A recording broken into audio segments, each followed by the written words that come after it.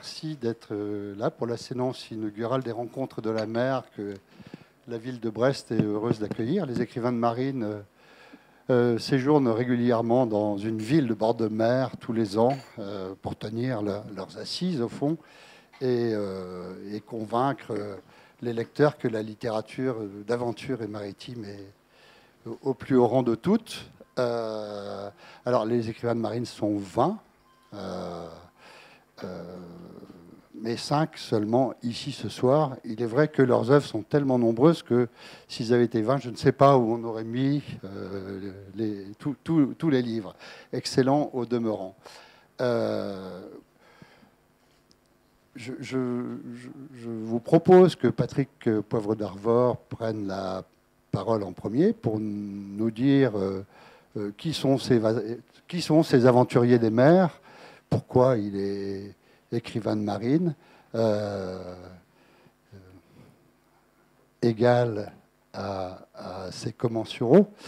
C'est une société des égaux, non pas celle de Gracchus Badeuf, mais ils sont tous capitaines de frégate, et donc on va les traiter tous avec égalité. Patrick va commencer et passera ensuite la parole à ses éminents confrères écrivains de marine. Patrick, c'est à toi. Merci beaucoup, Charles, de ton accueil. Merci à la librairie Dialogue, qui sait justement faire dialoguer les marins et les terriens, mais pas uniquement, les lecteurs et les écrivains. Et je suis vraiment très, très heureux d'être là et de parler au nom du président des écrivains de marine, qui s'appelle Didier Decoing, que vous connaissez tous, qui malheureusement n'a pas pu être là et qui nous a chargé de vous transmettre toutes ses amitiés et ses regrets, car c'est une très très belle association qui a été créée il y a une quinzaine d'années par un homme que connaît bien Marie Dabadi, qui était Jean-François Degnaud, qui était notre ami à tous. Voilà, c'était plus que notre ami, c'était notre frère. Et un jour, il a eu cette idée, au fond géniale, de se dire et de nous dire qu'il y avait des peintres de la marine depuis plus de 180 ans, et il n'y avait pas d'écrivains de marine. Alors que, assez souvent, sur les bateaux étaient embarqués, on le sait, non pas des scribes, mais des gens qui écrivaient ou qui parfois d'ailleurs publiaient au retour.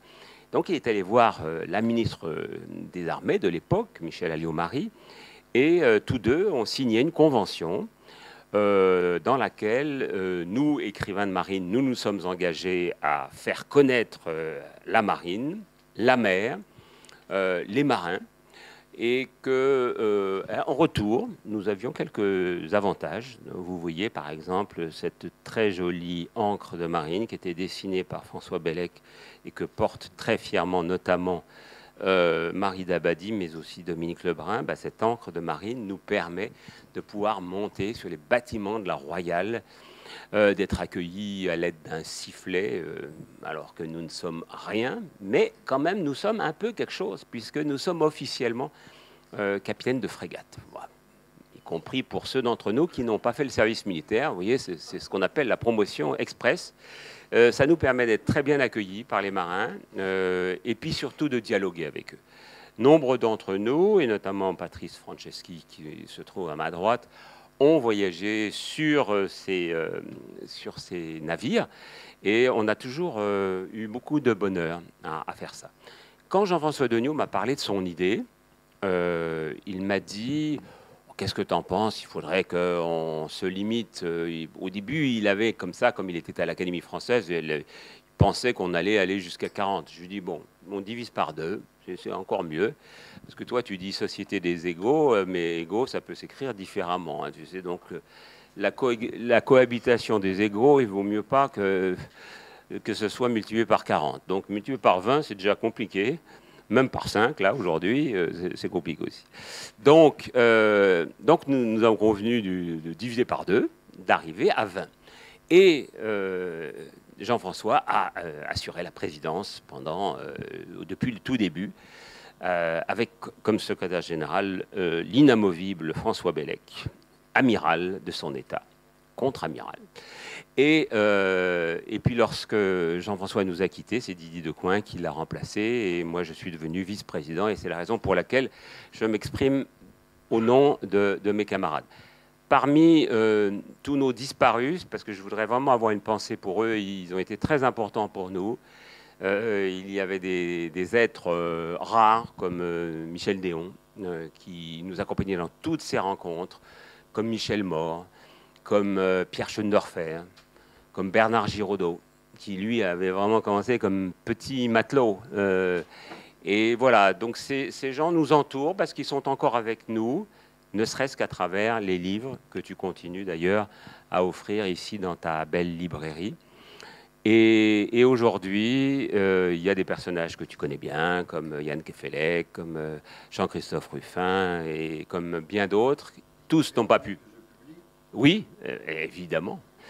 Et là, j'ai le plaisir d'être accompagné de Jean Rollin, qui est un très grand écrivain que nous apprécions tous. Je crois que tu l'aimes autant que nous.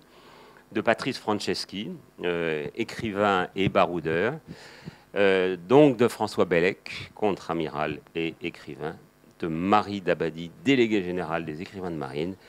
Et de Dominique Lebrun, qui lui est à la fois écrivain et c'est le tout nouveau, là, c'est notre Benjamin. C'est le petit dernier, vient d'arriver, il a l'air d'être tout content. Et donc, vous allez pouvoir discuter avec nous, nous poser des questions, et nous aurons grand plaisir à y répondre, à moins que chacun d'entre vous veuille faire une petite présentation. Qu'est-ce que tu penses, Marie? Tu veux faire Mais Patrick, peut-être que tu pourrais répondre à une première question que j'ai envie de te poser. Dans tes héros des mers, auquel va ta préférence? Alors, je ne te cache pas que Surcouf est mon préféré pour des milliards de raisons. D'abord parce qu'il est breton, bien sûr. Bon, il n'est pas de Brest, c'est le seul petit problème. Enfin, il est malouin, c'est pas mal comme nom, c'est pas si éloigné.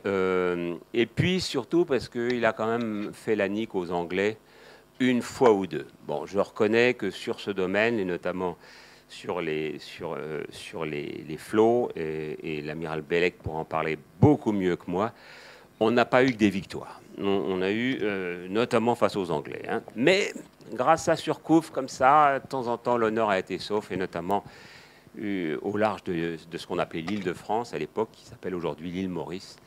Il a été très vaillant, très rusé, et il a pu nous offrir une très très belle victoire. Et puis humainement, c'est un personnage que je trouve très très intéressant. Et alors, contrairement à un grand nombre de navigateurs, il est mort dans son lit, tranquillement, après avoir eu une belle vie dans sa gentilhommière, qu'on appelle là-bas une malouinière. Et c'est un personnage que j'admire. Voilà pour répondre à... Et je ne parle pas évidemment de tous ceux qui m'entourent ici, que j'admire aussi. Voilà. Et vous, y a-t-il un héros des mers qui est votre préférence? Voilà, c'est une question qui mérite réflexion.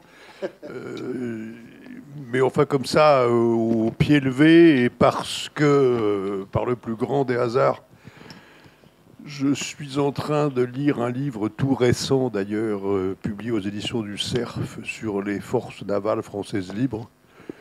Je dirais Honoré d'Estienne-d'Orve. Voilà, ça me paraît pas mal comme héros maritime. Pourquoi Honoré d'Estienne-d'Orve? Parce que c'est une belle figure de la résistance. Que voilà. Bon, comme chacun sait, la marine n'a pas joué un rôle tellement important, la marine française, dans la Deuxième Guerre mondiale, mais enfin, elle s'est quand même rattrapée ou signalée par quelques grandes figures, dont d'Estienne-d'Orve. En plus, c'est un beau personnage, je trouve.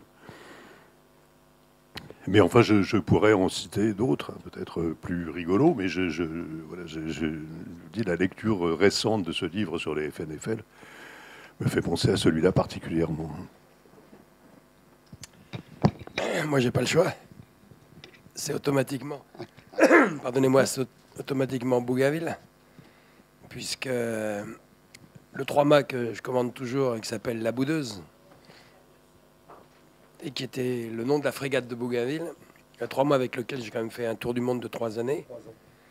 et d'autres missions en Amérique du Sud et ailleurs. Donc je dirais Bougainville. Et en plus, pourquoi je l'ai choisi il y a presque 20 ans, non pas comme un modèle, mais en tout cas comme un trajet éventuellement à suivre, c'est parce que c'est quand même le premier marin français, on est au XVIIIe siècle, au siècle des Lumières, le premier à s'engager sur les mers et à faire un tour du monde, premier tour du monde français, uniquement pour des raisons de scientifiques, de découverte, et non pas de conquête ou de diplomatie ou de commerce. Donc ça rend Bougainville 1 an avant Cook tout à fait différent, et c'est une rupture, c'est un changement, c'est quelque chose d'assez nouveau. Et en plus, pour finir, Bougainville n'était pas que marin, et ça m'intéresse beaucoup. Il avait d'abord été soldat à terre, et ensuite il était écrivain. Donc cet ensemble, ce personnage à multiples facettes m'intéresse beaucoup, même si, et je peux l'entendre, il était moins marin, moins découvreur qu'un Cook ou d'autres après lui. Mais il était intéressant par son côté poétique, son côté esthétique, son côté décathlonien. Il savait faire plusieurs choses. Voilà, ça me plaît beaucoup. Il savait ne pas être que dans une seule case. Voilà, donc je dirais Bougainville. Alors moi, je pourrais dire la Pérouse, dont je vais parler demain, au Capucin, mais non, moi j'ai une petite marotte, c'est de parler des marins inconnus. Bon, moi j'ai beaucoup travaillé sur l'histoire des découvertes, l'histoire des grands voyages. Je suis frappé des millions d'hommes de mer anonymes qui se sont battus pour vaincre les mythes, vaincre les peurs, vaincre les terreurs, ou faire des inventions. L'inventeur de la boussole, celui qui a eu l'idée géniale de poser l'aiguille aimantée sur un axe et de mettre ça dans une boîte, c'est un Italien anonyme. Celui qui a inventé le lock, qui a eu l'idée de mettre une petite planchette avec une ficelle avec des nœuds, qui a donné le nom de l'unité de vitesse des porte-conteneurs géants, c'est un Anglais anonyme. Alors il y a beaucoup d'anonymes comme ça qui sont morts et qui ont laissé des traces ou pas de traces, mais qui ont contribué à toute l'histoire de la mer. Et alors moi, c'est toujours, quand on me demande, bon, ça me permet pas de pas faire de choix, mais de dire, moi, c'est les marins anonymes qui ont fait l'histoire de la mer. Voilà. Je suis un peu gêné parce que mon héros n'est pas français. Bon, il est irlandais, c'est Ernest Shackleton. Alors j'aime ce personnage parce qu'il a fait preuve du plus grand courage physique et moral dont on puisse rêver. On ignore beaucoup que cette personne a failli atteindre le pôle Sud, le premier, et il était donc à la tête d'une petite expédition très, très mal organisée, parce que les Britanniques ne savaient pas s'y prendre, mais il arrive à portée du pôle Sud, et il dit ceci: on peut y aller, pas de problème, mais c'est pas sûr qu'on en rentre. Seulement, on a fait tout le boulot. Maintenant, on a indiqué le chemin. Les scientifiques, ils viendront derrière. Ils feront le job scientifique. Nous, on a ouvert le chemin. On rentre. Je n'ai pas le droit de perdre mes hommes. Shackleton a fait toutes ces expéditions très gonflées, notamment la dernière, qui est cette histoire de survie extraordinaire sur l'île éléphant. Il a toujours ramené tout le monde et c'est son souci principal. Et je trouve extraordinaire d'aller au bout du bout du bout en ayant pour souci de ramener tout le monde. Donc c'est pour ça que c'est mon héros à moi. Pourquoi est-ce qu'on va sur la mer? Pourquoi ces gens vont-ils parcourir les mers? Alors, il y aura autant de réponses, évidemment, que d'écrivains ou que de marins. J'imagine qu'il y a beaucoup de marins parmi vous ou des gens qui côtoient les marins. Il y a, pour un certain nombre d'entre eux, dont c'est le métier, il y a une forme de rigueur, d'exigence et de désir d'affronter les éléments et de servir le drapeau français. Ça, c'est une première réponse, et certains d'entre vous la feront peut-être. Moi, ce que j'aime beaucoup chez les Bretons, c'est qu'assez souvent, il y a pas mal de fêlés. Et comme on le sait, et depuis Michel Audiard, les fêlés, c'est très chouette parce que ça laisse passer la lumière. Et ces gens qui sont des rêveurs ont eu besoin, à un moment donné, soit de quitter cette péninsule armoricaine parce que il y avait la pauvreté d'une certaine époque, soit parce que il y avait juste le fait d'assister à un spectacle inouï qui est celui de furieuses épousailles entre la mer, entre les éléments maritimes souvent violents et les côtes déchiquetées. Et donc peut-être le désir, comme ça, quand vous regardez ça, de partir tout simplement pour voilà, pour rompre les amarres, pour aller vers un ailleurs dont on n'est pas sûr qu'il soit si radieux, mais qui sera improbable, mais qui au moins aura le mérite d'être au-delà de l'océan. Alors quand on est en Bretagne Nord comme moi, à Trégastel, on regarde vers les îles anglo-normandes et puis après vers l'Angleterre. Quand on est comme vous face à Brest, eh ben, on peut avoir envie de traverser l'Atlantique et un certain nombre des vôtres l'ont fait avec un grand talent et notamment des écrivains qui après ont eu énormément de succès quand ils sont arrivés donc aux États-Unis. Mais il y a ce désir souvent de l'ailleurs, le désir du rêve, de vivre sa vie pas uniquement par procuration, mais de l'oser, voilà, d'essayer de la rendre plus belle. Et puis il y a ceux qui simplement avaient besoin de la mer pour se nourrir. Et ça, c'est aussi quelque chose qui a été important et qui a parfois justifié des navigations. C'est la justification de Heredia, c'est le poème de Heredia, ils allaient conquérir, etc. Le fabuleux métal que Cipango Maurice. Et l'évangélisé incliné leurs antennes au bord mystérieux du monde occidental. Voilà. Chaque soir respirant des lendemains épiques, la surphosphorescence de la mer des tropiques enchantait leur sommeil de mirages dorés. Et penchés à l'avant des blanches caravelles, ils regardaient monter en un ciel ignoré du fond de l'océan des étoiles nouvelles.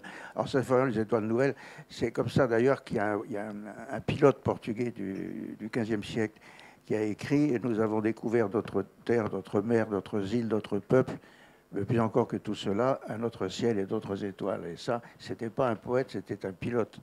Je l'ai mis en exergue de mon histoire de navigation, notamment je trouve ça beau. Les étoiles nouvelles, ça c'est très parlant. Hein. C'est ces marins qui sont partis sur des mers inconnues et qui ont vu des ciels que personne n'avait vus avant eux. Et l'autre justification d'Heredia, alors elle existe parce qu'il y a aussi, ils allaient conquérir le fabuleux métal que Cipango mûrit dans ses mines lointaines. Et Cipango, c'est le Japon, et le fabuleux métal, c'est l'or. Est-ce que c'est aussi une justification pour aller sur les mers que d'être simplement un aventurier à la recherche de pas seulement des étoiles, de la fortune, d'autres choses Ça a été pratiquement les grandes découvertes. La motivation des grandes découvertes, il y a eu un petit alibi religieux. En fait, les grandes découvertes, c'est le poivre et les épices. C'est pour contourner le monopole de Venise que le Portugal est parti faire le tour de l'Afrique pour chercher du poivre et des épices. C'est parce qu'il voulait trouver une nouvelle voie pour aller vers les îles Moluques que Christophe Colomb est parti vers l'ouest, qu'il a trouvé l'Amérique. Et c'était pour réussir à trouver ce sacré passage que Magellan a découvert le passage de Magellan. Il n'allait pas du tout faire le tour du monde. Il allait vérifier que les Moluques appartenaient à la zone espagnole. Toutes les grandes découvertes, c'est comme motivation le poivre. Le poivre était le propergol des grandes découvertes. Mais oui, pardon, mais je veux dire, il me revient, vous connaissez la réponse célèbre d'Éric Tabarly à qui un journaliste posait la question, mais alors Éric Tabarly, pourquoi êtes-vous parti? Est-ce que c'était un désir d'isolement ou au contraire pour aller ailleurs ou pour vous ressourcer dans un autre élément ou par curiosité ou au contraire pour défier votre... Éric Tabarly répond non. Et ça s'est arrêté là. Ce qui chez Tabarly était déjà une longue réponse, hein. Donc vous comprenez mieux pourquoi je suis fier de porter ce patronyme, puisque c'est l'amiral Bellet qui vous a expliqué que le poivre c'était encore beaucoup mieux que l'or. Et d'ailleurs au XVIIe et au XVIIIe, surtout au XVIIe, on disait cher comme poivre. C'était vraiment le top du top. Et en effet, les grandes découvertes ont eu pour but de récupérer des tas voilà, surtout la cannelle, le poivre et un certain nombre, le clou de girofle.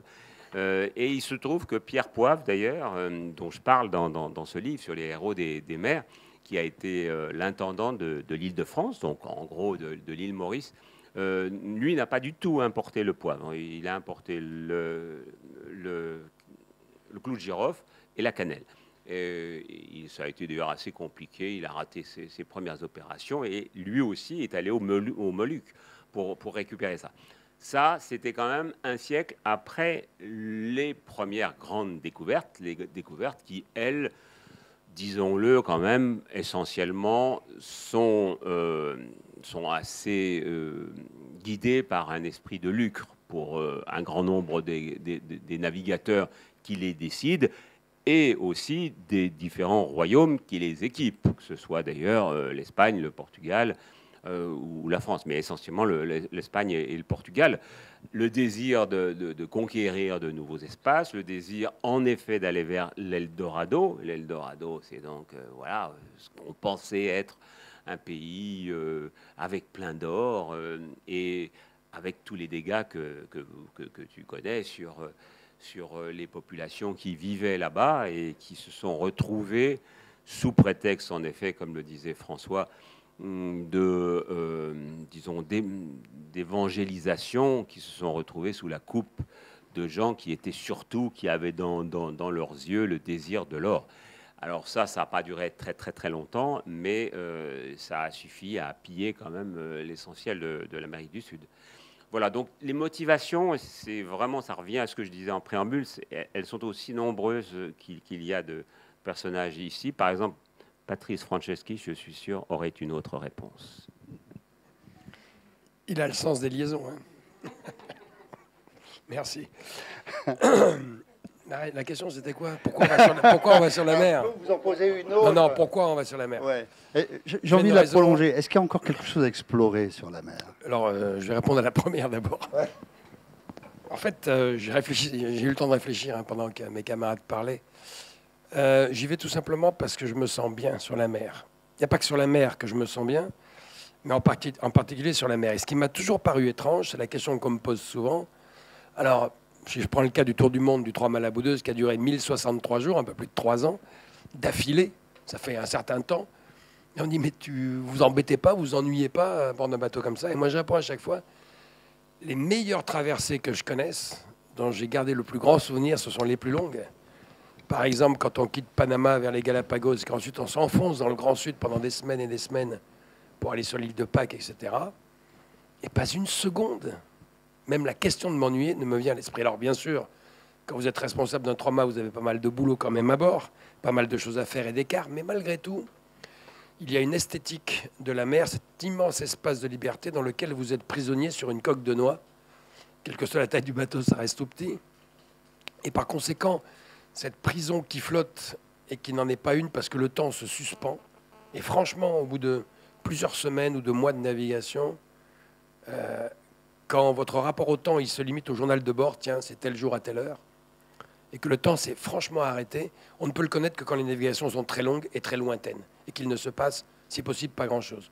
Donc moi, je vais sur la mer parce que j'y suis bien, que c'est un lieu où je peux réfléchir, où je peux écrire, où je peux méditer, hors du bruit, hors des tensions du monde moderne, etc. Voilà, moi je suis bien sur la mer et dès que je peux partir, je pars. Et je suis bien sur la mer, que ce soit sur mon 3-mâts, un autre bateau ou un bateau de la Marine nationale. J'aime tous les bateaux et j'aime toutes les mers. Voilà, c'est... Et la mer ressemble à un autre endroit, pour moi, extrêmement attractif, autrefois dans ma jeunesse, qui était le désert. Et le gouffre horizontal du désert, avec sa propreté, avec son silence, qui est celui d'un silence peuplé de certains bruits qui sont ceux d'un endroit et pas d'un autre, c'est un peu comme la mer, qui respire tout le temps. Donc, j'y suis bien, et rien ne me... Comment dirais-je, rien ne me précipite autant au fond de moi-même pour écrire que de regarder la mer pendant des heures, qui est toujours la même et jamais semblable. Exactement comme une rivière qui coule, comme les nuages dans le ciel, la ronde nocturne des étoiles, ou quand vous regardez un feu de bivouac qui crépite dans la nuit. Donc voilà, tout ça pour moi, font partie d'une esthétique, d'une liberté, d'une littérature, d'une philosophie, d'une manière de voir le monde, la vie, les choses, différentes du reste. Voilà. Et peu m'importe s'il reste des choses ou pas à explorer sur les mers. C'est pas grave. Alors, ma deuxième question, c'était ça. Est-ce que la mer reste encore à explorer ou est-ce que maintenant le principal est de la protéger ou pas? Ben, il faut la protéger d'abord, et puis il reste à explorer, c'est en dessous. C'est les deux choses pour à venir, mais il faut d'abord la protéger. Franchement, si je prends le cas, une tranche de 10 ans ou de 20 ans, n'allons même pas plus loin, un peu sur toutes les mers, franchement, on l'a beaucoup sali en l'espace de 20 ans. C'est impressionnant. C'est très impressionnant, c'est très embêtant et c'est très dangereux. Donc bien sûr que la protection, ça rentre dans le cadre évidemment de l'environnement en général, mais la mer en particulier, qui est quand même notre avenir, comment dire, surtout le plastique, mais ça, on commence à le savoir. C'est épouvantable, le plastique. C'est un truc inimaginable. Vous voyez ces bouteilles, par exemple. Et c'est en 2 parties. Eh bien, les gens qui fabriquent ces bouteilles, et regardez le coca. Maintenant, vous savez, le coca, autrefois, il y avait une languette qu'on jetait. Puis après, les fabricants de coca se sont dit, on pourrait la mettre solidaire, comme ça, il n'y aura qu'un morceau. Donc, j'engage pour la protection des mers, franchement, à faire aussi la débouchon qui solidaire des bouteilles. Ça fera qu'un déchet au lieu de 2. Il y a du plastique absolument partout et par centaines de millions de tonnes dans les mers. Et ça, c'est quelque chose d'impressionnant, l'expansion qu'il y a eu en 20 ans. Donc plutôt de la protection que de l'exploration, à mon avis. Vous êtes... Oui, vas-y. Mais sur l'exploration, Patrice a raison. Il y a des tas d'endroits qu'on ne connaît pas. Et ces endroits, évidemment, ce ne sont pas les îles, parce qu'on les connaît pratiquement toutes. Il n'y a plus d'exemples d'îles qui viennent d'être découvertes, si ce n'est des îles qui se créent le temps d'un volcan au large de l'Islande ou ailleurs. Mais en dessous, vous avez des territoires qui sont totalement inconnus, y compris des plus grands scientifiques aujourd'hui. Bon, on pense que la plus grande fosse du monde, c'est la fosse des Mariannes, près de 12 000 mètres. Il faut imaginer 12 kilomètres de profondeur. C'est quand même beaucoup plus bas que l'Everest. Mais on n'est pas sûr qu'il n'y ait pas une autre fosse qui soit plus importante. Première chose. Deuxièmement, on ne sait pas du tout qui vit à moins 12 kilomètres. Il y a des tas d'animaux qu'on n'a jamais vus et qui certainement nous étonneraient si on tombait dessus et qui doivent, à mon avis, ne doivent pas être super ragoûtants, enfin, des animaux très spéciaux. Mais même, je me souviens simplement juste au bord du lac Baïkal, qui a quand même une profondeur d'au moins 2000 mètres, on ramenait des petits poissons de rien du tout, un peu transparents. Le temps qu'on les pose sur la margelle du puits, ils étaient déjà transformés comme une goutte de beurre en rien. Juste un tout petit filet qui laisse penser qu'il y avait eu des arêtes. Donc, il y a des tas d'animaux qu'on ne connaît pas. Et puis, surtout, tapissent le fond des océans des nodules dont on parlera dans les années à venir et qui seront peut-être la richesse de l'humanité de demain, avec des minerais extrêmement précieux. Et vous allez voir que les différents pays vont se battre pour avoir encore plus d'espace maritime. Parce que on nous dit, bon, voilà, nous, France, nous sommes le 2e espace maritime juste derrière les États-Unis. Et encore, il n'y a pas très longtemps, on a essayé de piquer encore un peu plus pour être les premiers. Mais à quoi ça nous sert? Ça nous sert le jour où en bas, évidemment, il y a les positions stratégiques, ça c'est bien connu, mais le jour où en bas, on aura découvert et on aura pu exploiter ce qui se trouve là-bas, vous verrez que le monde en sera changé. Mais entre-temps, en effet, entre le tout haut que nous connaissons, le tout bas que nous ne connaissons pas, il y a, hélas, des continents de plastique et il y a, hélas, la marque de l'homme. Et je trouve ça absolument navrant parce qu'un jour, j'ai eu la chance de traverser l'Atlantique. C'était pour une course Québec-Saint-Malo, c'était il y a tout juste 20 ans. Je suis passé au large de Brest d'ailleurs, et quand je suis arrivé au large de Brest, que j'étais content, je me dis ça y est, c'est chez moi, ça sent déjà la Bretagne. Mais il y avait un fumeur à bord. Et ce fumeur, quand il avait terminé sa cigarette, y compris dans les tempêtes, il rampait sur le bateau, qui était un catamaran vraiment hyper inconfortable, mais à l'arrière du catamaran, il y avait une petite poubelle de plastique.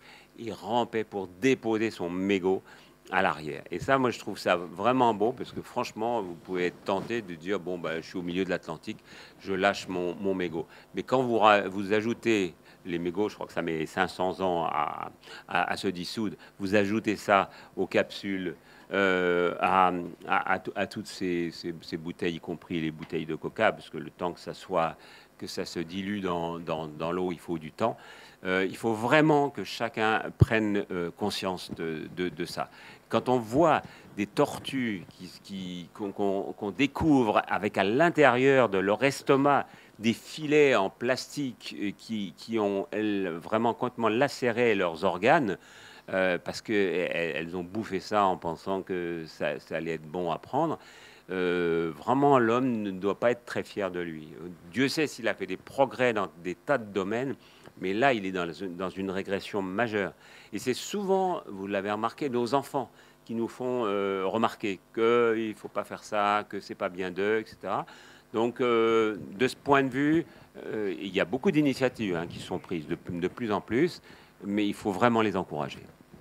Alors, à l'exception de Monsieur Bellec, François Bellec, qui est amiral, vous êtes tous capitaines de frégate, donc vous êtes tous marins de la Marine nationale, pas en activité, mais la fonction de la Marine nationale, c'est de nous protéger à la mer. Est-ce que demain, la fonction de la Marine nationale ne pourrait pas être plutôt de protéger la mer? Est-ce que c'est un message qu'éventuellement vous pouvez faire passer? C'est pas son job. Aujourd'hui. Non, il ne faut pas tout mélanger. Laissez-la assurer notre sécurité, c'est son travail. Il n'empêche qu'elle est extrêmement, surtout dans les nouveaux navires, préoccupée de l'état de la mer et de ne pas la polluer. Si vous regardez les nouveaux BPC, par exemple, les bâtiments de projection et de commandement, ou tous les frégates FREMM qui viennent d'arriver, quand vous naviguez dessus, c'est terminé de polluer. Il n'y a rien qui est rejeté à la mer, c'est assez formidable. Donc, la Marine nationale a un souci de la mer considérable, contrairement à ce qui pouvait se passer il y a 20 ou 30 ans. Et bien des marines dans le monde pourraient prendre exemple sur elle, et même la marine marchande est de très très loin. Mais en revanche, ce n'est pas son travail premier de protéger l'écologie en mer. Voilà. Elle a un travail de défense qui prend déjà beaucoup de temps, avec des budgets contraints. Donc, voilà. Jean Rollin, on ne vous a pas entendu. Mais non, parce que d'abord, je ne sais plus où on en est. Enfin, à quelle question je suis supposé répondre? On va trop vite. Je vais vous dire que j'aurais pu dire exactement ce que mon voisin de gauche vient de dire à propos. Enfin, je m'apprêtais à le dire. D'ailleurs, il m'a coupé l'herbe sous le pied. Que les missions de la Marine nationale, c'était pas principalement de l'écologie.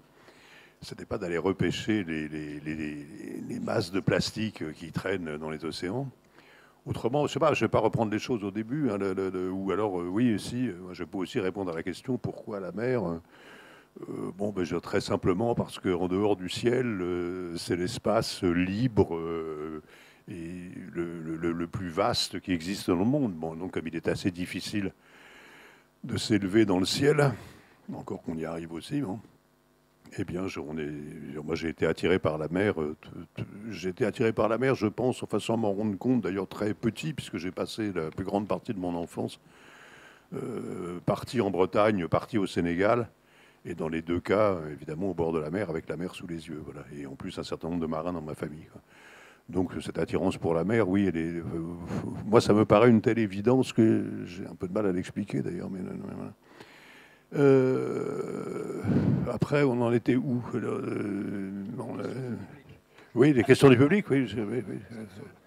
Non, mais moi, je veux bien parler de ce qu'on veut. Hein, mais je ne sais plus à quelle question préalablement posée je devrais répondre. Il y en a une derrière. Voilà. L'appel à la maman des poissons nourrissent l'homme. C'est une des nourritures premières de toute la côte africaine. On réside 800 millions d'Africains, continent oublié, continent martyr. Tout le monde se fout, et je pense qu'avant de penser à sauver la mer ou la protéger, des choses qu'effectivement, il serait de notre devoir premier de faire en bannissant ces bouteilles, par exemple, en bannissant le plastique, c'est simple, une geste. Petite pensée pour les 1100 millions d'Africains qui partent éduquer au péril de leur vie, qui reviennent souvent bredouilles parce qu'un navire au large, pire, leurs ressources halieutiques, qui se retrouvent ni plus ni moins prochainement dans une famine qui aura des conséquences, je vous laisse imaginer, si vous avez la capacité d'imaginer ce genre de conséquences, mais assez incalculables. Réflexion là-dessus, peut-être, je ne sais pas. C'était pas une question, c'est une réflexion. C'est une réflexion avec peut-être une réflexion qui peut être poursuivie parce que vous savez, 98% de la pollution, comment dirais-je, pétrolière est le fait, vous savez, le dégazage. Ce ne sont pas des marées noires. Donc ce sont nos comportements d'occidentaux. Insistons là-dessus. Hein. Nous sommes la communauté internationale, nous avons l'autorité mondiale, nous sommes ceux qui savent, qui prêchent la bonne parole dans l'ensemble du monde. Or, nous sommes les responsables en tant qu'occidentaux. Voilà, c'est une réflexion, excusez-moi, c'est pas une question. Oui, non, d'accord, bon, arrêtons aussi un peu avec les Occidentaux. Les Chinois font pas mieux, hein. Les Chinois font pas mieux, et les Sud-Américains, les Asiatiques, l'Asie en général, et l'Asie en général, et en particulier la Chine, sont quand même en train de devenir une puissance économique absolument phénoménale. Et ils extraient aussi du pétrole. Vous parliez des côtes africaines. Le pillage des eaux riveraines de l'Afrique occidentale, ça n'est pas principalement l'œuvre des Européens, c'est l'œuvre des Asiatiques, Chinois, Coréens, etc. Donc, bon, voilà, je suis partiellement d'accord avec vous, mais je ne veux pas pour accabler les Occidentaux de manière rituelle. Oui, c'est même exactement l'inverse. Juste pour votre information, la Marine nationale, pour le coup, déploie un certain nombre de missions, comme la mission Corimbe, etc., qui ont la charge justement de protéger les côtes de l'Afrique occidentale, notamment du golfe de Guinée, de la piraterie, de la pêche illicite, etc., pratiquée par les Chinois, les Vietnamiens, les Coréens, etc. Voilà. Donc là, franchement, les Occidentaux ont fait énormément de progrès, et les Français en premier. Voilà, c'est une petite... Voilà, c'était juste une petite précision. On n'est plus il y a 30 ans. Une autre question là, ça? Mais là, c'est intéressant ce que vous dites là. Vous vous rappelez de la catastrophe de la Bococadie en 1978? Bon, vous présentiez le journal télévisé, monsieur. Vous vous rappelez de cette catastrophe? Alors, effectivement. Alors, je peux vous dire, je m'en rappelle. J'y suis pour rien, hein, si je puis me permettre. Là, je commence tout de suite, là, parce que je sens qu'il y a une accusation qui est derrière ça, mais je m'en rappelle d'autant plus que dans mon petit village, dont je suis originaire et où j'ai une maison, à Trégastel, nous avions déjà été touchés 11 ans auparavant par la première pollution pétrolière, le Torrey Canyon. C'était en 67. C'est au large de l'Angleterre, mais par le jeu des courants, c'était arrivé sur ma petite côte de granit rose, qui, hélas, est devenue une côte de granit noir pendant quelques mois. Puis ensuite, on a eu le droit à la Mococadiz en 78. Et puis en 80, au Tagno. Donc je peux vous dire, je pourrais tous vous les citer parce que c'est des choses qui ont blessé les Bretons d'une manière très violente, parce que en 78, lorsqu'arrive la Mococadiz, tout le monde s'en fout, mais personne n'en parle. Je ne sais plus ce qu'il y avait eu comme titre général dans l'actualité, et ce n'était pas du tout le premier titre de l'actualité. Et il a fallu que les hommes s'unissent. Bah là, les marins ont été fort utiles pour un jour se dire, eh ben, on va encadrer tout ça. On va organiser un couloir, un corridor, et tout ça a été extrêmement utile, puisque depuis maintenant une bonne vingtaine d'années, eh ben, tout ce monde-là passe au large, tout ce monde-là est vérifié, surveillé par des hélicoptères, par des sémaphores. Et de ce point de vue, l'homme, qui peut faire beaucoup de bêtises et contribuer à beaucoup de catastrophes, a fait, je pense, ce qu'il fallait. Mais après, évidemment, il y a la question de monsieur, qui est fort juste. On s'occupe beaucoup de nos côtes, mais on s'occupe moins des côtes africaines, qui, elles, sont victimes, évidemment, d'un manque de moyens et donc de cette avidité de ceux qui arrivent de l'extérieur, et notamment de tous ceux qui ont pêché le thon rouge et qui, pour le coup, ne sont pas des Français, au mépris de toute réglementation. Moi, je voulais dire quelque chose, je voulais rebondir sur ce qu'a dit Patrick tout à l'heure à propos des nodules et des richesses qu'on trouve sur le fond des mers. Il y a aussi un autre danger maintenant, c'est la liberté des mers. En mer de Chine occidentale, il y a 7 ou 8 pays riverains qui se partagent normalement selon les règles internationales qui sont très compliquées. Il y a 3 ou 4 organisations internationales qui s'occupent des problèmes des limites maritimes. Bon, tous ces pays se partagent les choses. Et la Chine a dit, ah non, pas question. Non, la mer de Chine occidentale, c'est à nous. On en parle depuis le Xe siècle, c'est à nous. Et pour montrer que c'est à eux, ils ont leur dessiné un truc qu'ils appellent la langue de bœuf, là, qui prend toute la mer. Et en plus, ils ont amené des dragues suceuses broyeuses géantes sur l'archipel corallien des îles Spratly, des îles Le Paracel. Et ils ont fabriqué des îlots artificiels avec tout ça. Alors, l'écologie et les fonds marins, je ne vous dis pas. Mais en gratouillant des atolls, ils en ont fait des îles sur lesquelles ils ont installé des bases, sous le prétexte d'en faire des observatoires de la mer et des conditions météorologiques. Et en fin de compte, ça leur a permis de dire, oui, ici, drapeau chinois, c'est à nous. Là, là, là et là, la mer de Chine, c'est à nous. Alors, de temps en temps, les Américains envoient des bateaux pour bien montrer qu'on pourrait quand même...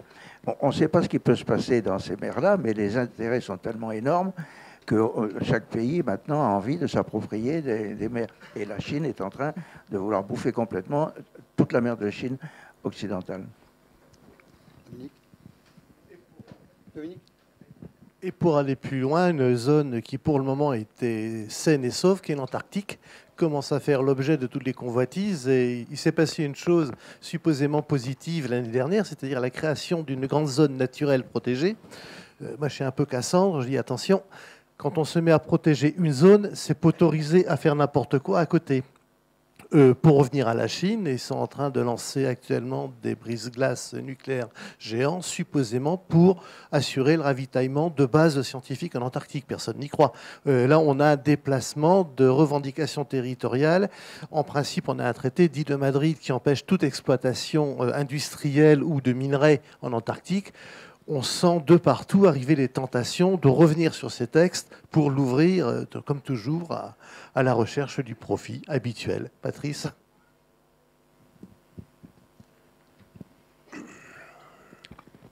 Pour monsieur, la politique, ce sont les rapports de force. C'est comme ça. Le reste est illusion. Donc là, je parle d'une autre de mes fonctions, etc. Tout ce qui vient d'être dit sur la Chine est très dangereux. Pour nous. Quand on regarde la programmation militaire, vous savez que la chinoise maritime, vous savez que la Chine construit tous les 4 ans l'équivalent. La Chine construit tous les 4 ans l'équivalent de la flotte maritime militaire française. Tous les 4 ans. Il faut bien réfléchir à ça. On dit souvent que la Chine, c'est un pays émergent. C'est tout à fait faux. La Chine est un pays réémergent. La Chine est un pays qui a compté et qui veut à nouveau compter. Et elle ne va pas s'occuper des traités internationaux. Quand elle va piller les ressources halieutiques de l'Afrique, elle la pille. Et venez voir qui est le plus fort. Elle fait la même chose à terre, en Afrique, qui vend ses terres. Ce sont les dirigeants africains qu'il faut condamner en la matière de vendre leurs terres, par exemple, aux Chinois. Ils vont totalement les affamer. Parce que les terres vendues aux Chinois sur le continent africain, c'est évidemment pour nourrir 1,5 milliard de Chinois. Je voulais faire ce petit rappel parce que les temps maritimes, si on ne surveille pas tout ça, seront très, très difficiles pour nous. Quand on regarde ce que fait la Chine, et l'Inde à côté, eh bien, ayant peur de la Chine, fait exactement la même chose. Donc ça construit des porte-avions, et je ne vous dis pas. Et ça inquiète évidemment les Philippins, les Thaïs, les Vietnamiens, tous les voisins de la Chine. Et donc il y a une course aux armements maritimes notamment, absolument invraisemblable, dont on ne prend pas conscience, parce que notre société et nos médias, ils sont là pour nous distraire. Le divertissement, donc on nous distrait de l'essentiel. Ou est-ce que vous trouvez un journal qui va s'ouvrir pour dire attention à ce qui se passe quand même là-bas? C'est pas très sain. Quand les Chinois vous disent un jour nos porte-avions croiseront au large de Brest, comme les vôtres croisent au large de nos côtes, ils rigolent pas, ils le pensent vraiment. Parce qu'ils veulent vassaliser le monde et tout cela. C'est comme ça que ça se passe. C'est comme ça dans l'histoire. Et sur cette question difficile et un peu angoissante, mais c'est une réalité. Moi, je ne suis pas un porteur de bonnes nouvelles. J'essaie de porter une vérité, des choses telles qu'elles sont. Et toute une part de ma vie, et en tant qu'écrivain, je m'y efforce, c'est quand même de regarder le monde, comment il marche, comment ça se passe, comment ça fonctionne et qu'est-ce qui nous attend. Ça, c'est le plus important. Est-ce que quelqu'un veut réagir? Oui. D'autres questions? Il y a une saga intéressante aussi qui est l'histoire du passage du Nord-Ouest, qui est de grande actualité. Et il y a un héros français dont la statue est à Londres, avec le général de Gaulle, c'est le lieutenant Joseph René Belot, dont le cénotaphe est à Rochefort. Vous pourriez en parler, donc ça fait sa biographie. On va laisser notre histoire. François et Dominique. Ça, c'est là. Non, mais là, on entre dans le domaine de Dominique. Là. Tu es gonflé. Oui, alors Bello, c'est une histoire merveilleuse. On parlait justement de notre ennemi numéro 1 et quelquefois ami qui est l'Angleterre. Grâce à Bello, on a vu naviguer un bâtiment américain avec un capitaine anglais, avec côte à côte le pavillon français et le pavillon anglais. Baillot était un officier de marine qui s'est trouvé à se morfondre à Rochefort sans embarquement, et ça survient à l'époque où, en Angleterre, on s'inquiète de la fameuse expédition donc, qui a disparu dans le passage du Nord-Ouest. Et on en voit dans des tas de bâtiments dont la veuve de Franklin avait financé elle-même sur sa fortune personnelle des bateaux, dont l'un pour lequel elle avait une place de second. Et ce jeune officier de marine a demandé un congé à la marine et est parti. Il a fait une première campagne comme second, avec un récit absolument magique que l'on trouve assez facilement. Enfin, que l'on trouve assez facilement. Je le publie dans mon ouvrage. J'avais un peu oublié ça. Merci François de m'en faire parler. Et le fait est qu'il rentre de cette expédition, reçoit des félicitations et repart pour une deuxième. Et là, il lui arrive une histoire absolument désolante. Il est emporté au large sur un glaçon et il tombe à l'eau. Et donc, est-ce qu'il a même le temps de se noyer ou s'il meurt de froid, qu'importe. Le fait est que l'Angleterre reconnaissante lui a dressé une véritable pyramide en granit rose qui est au Old Greenwich College, donc au bord de la Tamise, en plein dans le haut lieu de la marine anglaise. Ce doit être le seul cas, François, d'officiers français ainsi célébrés par la marine anglaise?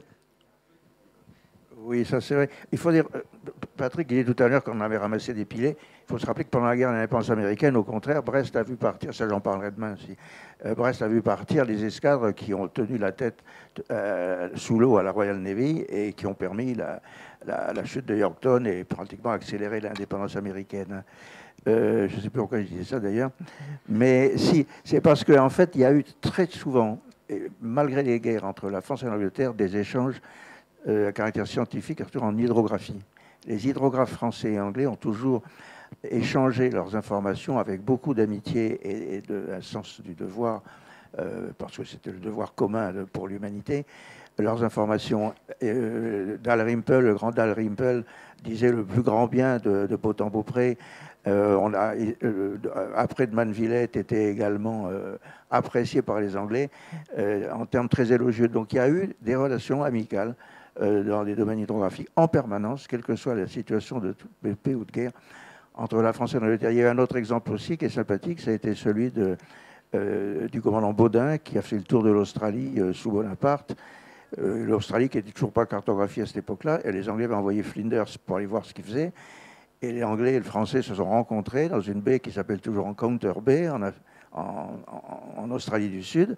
Et les Australiens sont très attachés au fait que ces deux commandants de pays en guerre se sont abordés pacifiquement, ont échangé des informations, des renseignements sur la lutte contre le scorbut, etc. Et cette amitié de marins, parce que les marins, il y a une communauté des gens de mer, et en fait, je crois que c'est ça qui est merveilleux. Moi, ce que je trouve fantastique, sur mer, c'est l'esprit d'équipage. Bon, et ça est certain que Patrice ne dira pas le contraire. L'esprit d'équipage, c'est extraordinaire. Et il y a cette camaraderie qui fait que des marins en mer sont dans la même main de Dieu. Hein. Et quand ils se rencontraient, il y a eu des échanges très amicaux. Donc il y a eu quelquefois, en tout cas, des Anglais qui ont pensé beaucoup de bien des Français. Et réciproquement, car l'Angleterre est quand même une grande nation maritime, il faut dire. Ils sont agaçants, mais une belle nation maritime. Bon, attendez, une question, hein, parce que je regarde. Vous faites une émission littéraire sur la 15. Vous faites une émission littéraire. Oui, bon. Alors, pourquoi vous ne faites pas d'émission sur Jules Verne? Bon, vous n'avez Jules Verne. J'ai écrit un livre avec mon frère sur Jules Verne, mais comme malheureusement, et vous êtes au courant, il n'est plus de ce monde, donc il est difficile à inviter. Mais sinon, avec grand plaisir, parce que j'adore Jules Verne. Et vous aurez le plaisir, j'espère, de pouvoir assister cet été à un numéro de mon émission Une maison, un artiste, que je vais consacrer donc sur France 5, celui-là, que je vais consacrer à Jules Verne. Ça va passer pendant l'été, le dimanche soir. Oui, mais comme vous n'écoutez pas, vous n'allez pas avoir les informations qui vont vous permettre de pouvoir la suivre, cette émission. C'est le dimanche à 22h35 et rediffusion le lendemain à 20h, le samedi à 20h20. Voilà. Donc, Jules Verne, j'espère que vous serez content de ce qu'on en dit. Alors, Patrick, l'amiral Bellec ou Dominique, j'ai obtenu de mes deux voisins de gauche une réponse totalement négative à ma question qui paraissait totalement saugrenue. La Marine nationale ne peut pas avoir pour fonction de protéger la mer. En même temps, vous dites tous, on a un océan de plastique dans la mer. Alors, est-ce qu'il y a une marine qui devrait ou qui pourrait protéger la mer? Moi, je ne vous cache pas, je n'aurais pas répondu tout de suite comme Patrice. Il a raison formellement, bien sûr. Ce n'est pas dans les missions de la Marine nationale que de défendre. Mais comme vous le savez, la marine, c'est plusieurs marines. Il y a même la marine de plaisance que vous êtes nombreux à pratiquer, la marine marchande, il y a la marine donc de guerre. Il pourrait y avoir une marine, une forme de protection des côtes. Il y avait bien les gardes frontières qui de plus en plus sont utilisés en ce moment. Il pourrait y avoir une marine, disons, écologique. Et là, alors cette fois-ci, il faudrait mettre à contribution sans doute le budget de l'État, mais sans doute aussi le budget de grandes entreprises qui ont suffisamment pollué la planète pour qu'elles puissent bien un jour justement se rattraper. Et je suis persuadé que nous le verrons sans doute pas, mais nos enfants ou nos petits-enfants pourront voir ça. Il y aura des gens qui seront habillés, je sais pas, en vert ou en jaune, mais qui seront chargés de cette police, de la pollution. Vous savez que la montagne aussi est très polluée. Ça ne peut pas être les mêmes. Hein. Non, mais c'est les mêmes. C'est nous. Il n'y aurait pas de plastique dans les mers. Il n'y aurait pas un seul bouchon de plastique dans les mers si nous ne jetions pas par terre ou n'importe où le plastique. Donc la solution à la pollution des mers, c'est nous, c'est chaque citoyen. Ensuite, il faut nettoyer. Sur les montagnes, c'est parfois pire en concentré. Si vous voyez des photos, j'en ai vu il n'y a pas longtemps, de l'Everest, des différents camps de l'Everest, mais c'est quand même quelque chose pour les gens qui aiment la propreté du désert, la propreté de la montagne, celle de la mer, enfin bref, une certaine nature immaculée et belle. Les dernières images que j'ai vues il y a quelques jours, et la presse en est fait l'écho de cette pollution, c'est vraiment des poubelles à ciel ouvert, là-haut à 5, 6, 7, 8 000 mètres d'altitude, c'est vous dire comment les hommes, en fait c'est nous le problème individuellement. Et il y a, Patrick, maintenant, des expéditions de propreté menées par des gens qui financent, dire bon allez, ça coûte 10 000 balles, je ne sais pas combien, 7, 8, 10, 15 alpinistes, 200 Sherpas, ils montent là-haut, ils remplissent des sacs poubelles à 5 000, 6 000, 7 000, 8 000 mètres, ils remplissent des sacs poubelles, ils les mettent sur leur dos, ils redescendent. Et il y en a qui montent avec des poubelles qui vont jeter là-haut et ainsi de suite. On est dans une absurdité inimaginable et c'est comme ça. Et donc la solution, c'est quand même chacun de nous de ne pas jeter n'importe où les choses. Donc c'est un problème aussi d'éducation. Alors, on entre sur un autre de mes territoires parce que je suis un peu alpiniste. Et Dominique, c'est toi qui vas conclure. Quel honneur. Non, je voulais dire que... On va vous laisser face à nos éditeurs qui viendront vous poser des questions, vous dédicacer les livres. Sur ce fichu problème des camps de base de l'Everest et de l'Annapurna, les saloperies, elles sont laissées par des expéditions parfaitement identifiées et identifiables. On connaît les entreprises américaines notamment qui laissent là-bas des kilomètres de cordage plutôt que de les ramener.